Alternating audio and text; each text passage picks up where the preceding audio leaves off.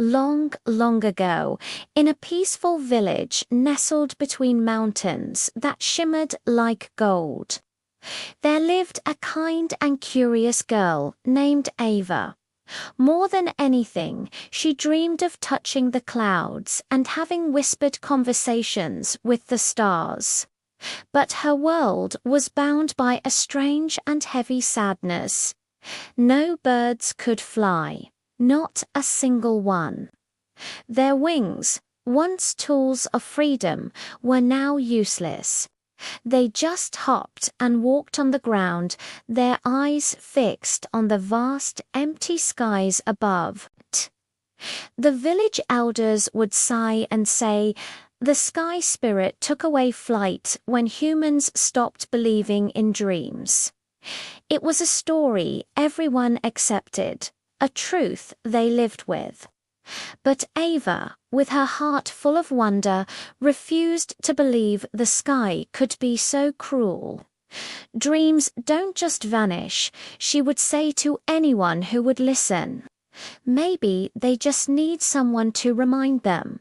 So every single evening, as the sun painted the sky in shades of orange and purple, Ava would climb the tallest hill overlooking her village. And there she would sing to the sky. Her voice wasn't loud, but it was filled with so much hope it could almost touch the distant moon. She sang of soaring eagles and dancing sparrows, of clouds like soft pillows and winds that carried secrets. For weeks and months, she sang her heart out, a tiny beacon of belief in a world that had forgotten how. And then, one magical night, the sky finally answered her. A brilliant streak of silver light shot down from the heavens, a falling star that didn't burn out. It landed gently in the grass right before her. It was a crystal feather, glowing with a soft, ethereal light, as if it held a piece of the moonlight trapped within its glassy form. A gentle whisper, like the rustling of leaves, floated on the air around her. Ava, the feather of flight, chooses only a heart that still believes. The next morning, the first thing Ava saw was the crystal feather, floating just above her outstretched hand, pulsing with a gentle rhythm. Her heart skipped a beat. With a surge of excitement, she waved it through the air. A trail of shimmering stardust followed its every move, dancing and sparkling like tiny captured stars. She couldn't contain her joy. She ran through the village streets, her feet barely touching the ground, shouting to everyone she saw, "Look, look, the feather of flight has returned. The birds will fly again." But the villagers just shook their heads and chuckled. "Oh, Ava," one said, patting her head, "that's just a shiny stick." Another added, "Don't fill your head with such silly stories." Ava's bright smile faded, replaced by a flicker of doubt. But then she looked up at the vast blue canvas of the sky and whispered to herself, "Even if no one else believes, I will." At her words, the crystal feather in her hand glowed brighter, pulsing with pride for her unwavering courage. Just then, a small, weary sparrow hopped onto her shoulder. Its eyes were dull, its little wings heavy and useless. Ava looked at the tiny creature with immense tenderness. "Little bird," she said softly, "don't you worry. We're going to go find your sky again."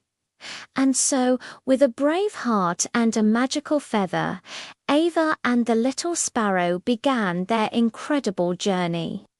They traveled far from their quiet village, through misty forests where the trees whispered ancient secrets, and across rivers that flowed with all the colors of a rainbow.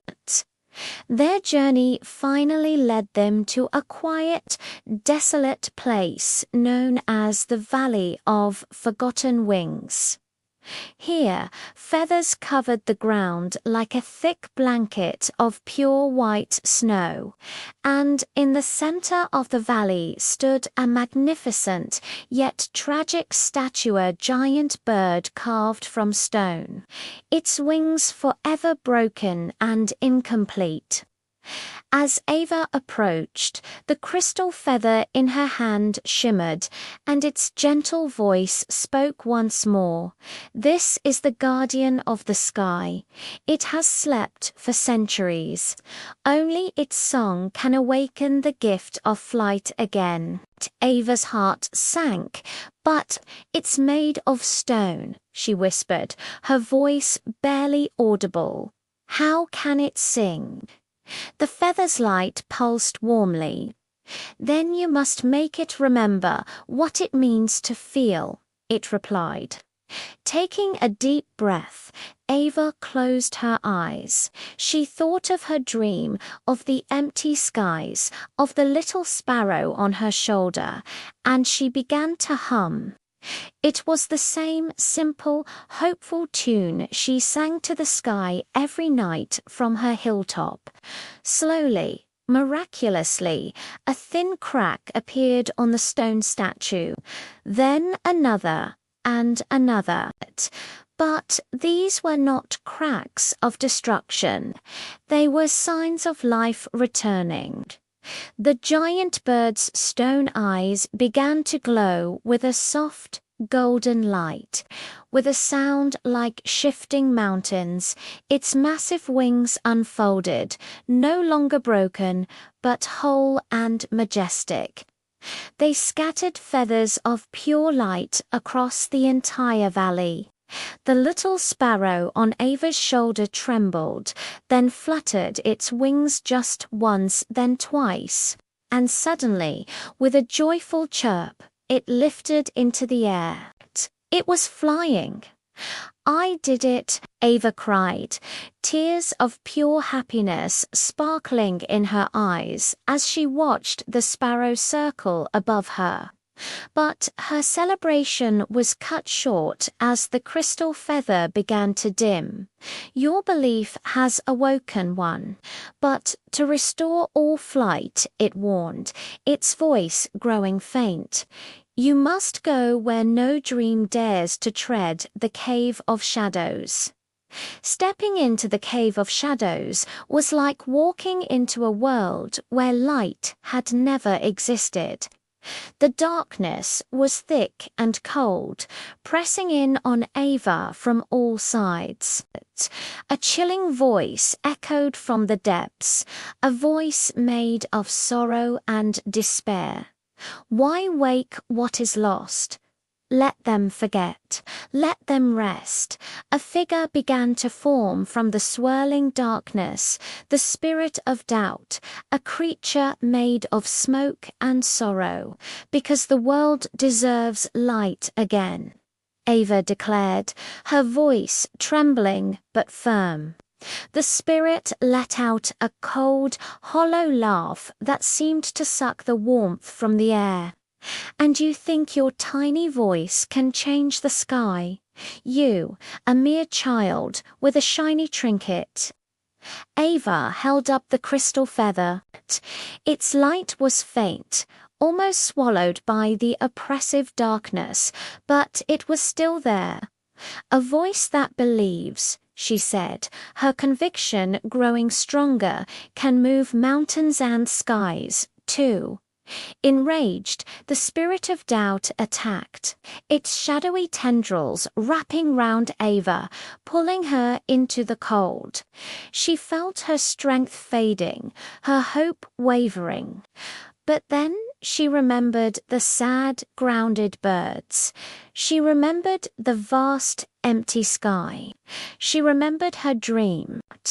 And with her last bit of strength, she held the feather high and whispered a single, powerful word: fly. In that instant, the crystal feather erupted in a brilliant, blinding light that blasted through the cave, obliterating every trace of darkness. The shadows vanished completely, and where the spirit of doubt had stood, a beautiful silver dove now soared, flying high into the air and out of the cave entrance, free at last. When Ava stepped out of the cave, blinking in the sudden brightness, she saw that the world had been transformed. The sun seemed to shine with a new, vibrant warmth, and the air felt softer, filled with a joyful energy. And then she heard it a symphony of chirps, calls, and songs. All across the land, from every forest and field, birds were rising into the air. Falcons, sparrows, eagles, robins, thousands upon thousands of them, filling the sky in a breathtaking dance of freedom. The villagers back home looked up, their mouths agape in awe and wonder. The curse is broken, they shouted, their voices filled with a joy they hadn't felt in a lifetime. Ava smiled, her heart overflowing. She saw the little sparrow she had first helped, now soaring gracefully with its family. The crystal feather floated from her hand, rising gently up toward the clouds. Its final whisper reached her on the wind. You did not just break a curse, Ava. You taught the sky to believe again. That night, as the stars began to appear, a new constellation twinkled in the sky, one shaped like a single, perfect feather. And from then on, children would point to it and say that whenever you see it twinkle, it's Ava waving down from the sky, reminding everyone that even one small heart that dares to believe can lift an entire world that has forgotten how to fly.